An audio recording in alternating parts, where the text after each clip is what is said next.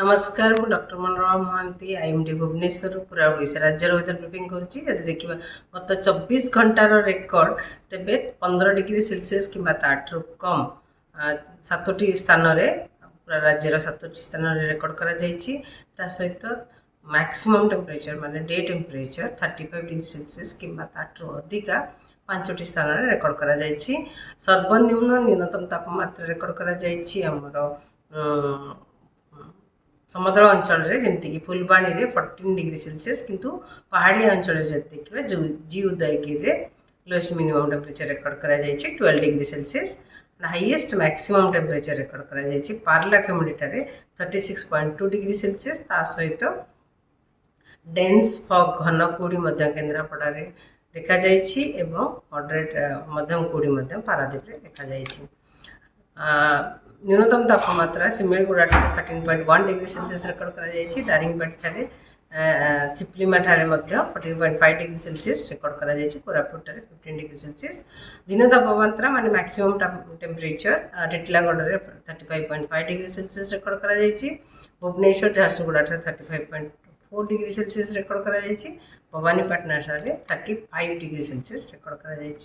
न्यूनतम तापमात्रा स्वाभाविक तापमात्रा ठारू 4.5 डिग्री सेल्सियस अधिका रही संबलपुर ठारे भवानीपाटना 3.6 अधिका 3.6 डिग्री अधिका रही भुवनेश्वर 1.5 डिग्री सेल्सियस कम रही कटक 1.1 डिग्री सेल्सियस कम रही किंतु मैक्सिमम टेम्परेचर माने दिन तापमात्रा स्वाभाविक तापमात्रा 3.1 डिग्री सेल्सियस अधिका रही पारादीप जगतसिंहपुर 2.5 डिग्री सेल्सियस अधिका रही।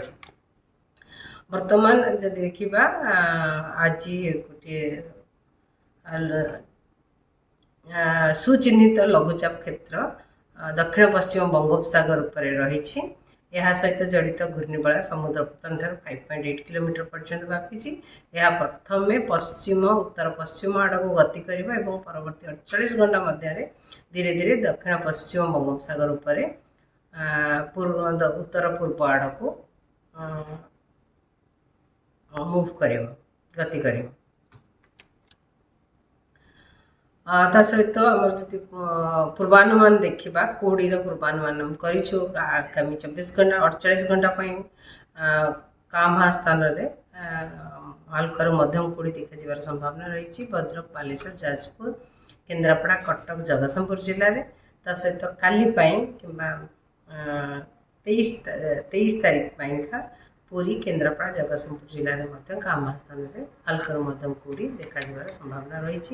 सहित आमर आगामी 24 घंटा पर्यंत पाग मुख्यतः शुखला वर्षा हमार विशेष संभावना ना किंतु काली 23 तारीख हल्का हल्का वर्षा हमार संभावना रही कां स्थान सुंदरगढ़ केन्दुझर मयूरभंज बालेश्वर भद्रक जाजपुर केन्द्रापड़ा कटक जगतसिंहपुर खोर्धा पुरी कलाहांडी रायगढ़ नवरंगपुर कोरापुट मालकानगिरी जिले में बहुत कम वर्षा रही संभावना रही किंतु पाग मुख्यतः मेघुआ रही संभावना रही। 24 तारीख पाग मुख्यतः मेघुआ रहा स्थान में लाइव ट्रेन हो पारे कि गोटे जगह मॉडरेट ट्रेन भी होबार संभावना रही जमीक सुंदरगढ़ केन्दुझर मयूरभंज ढेंकानाल जाजपुर भद्रक केन्द्रापड़ा कटक जगतसिंहपुर खोर्धा और पुरी जिले में।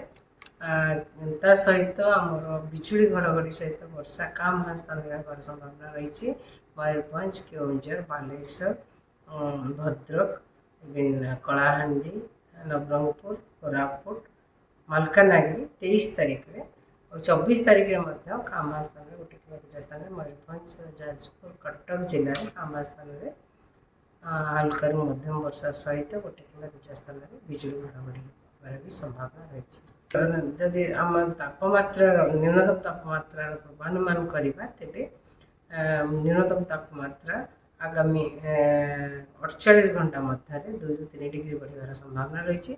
परवर्ती समय विशेष परिवर्तन होबार संभावना ना। धन्यवाद।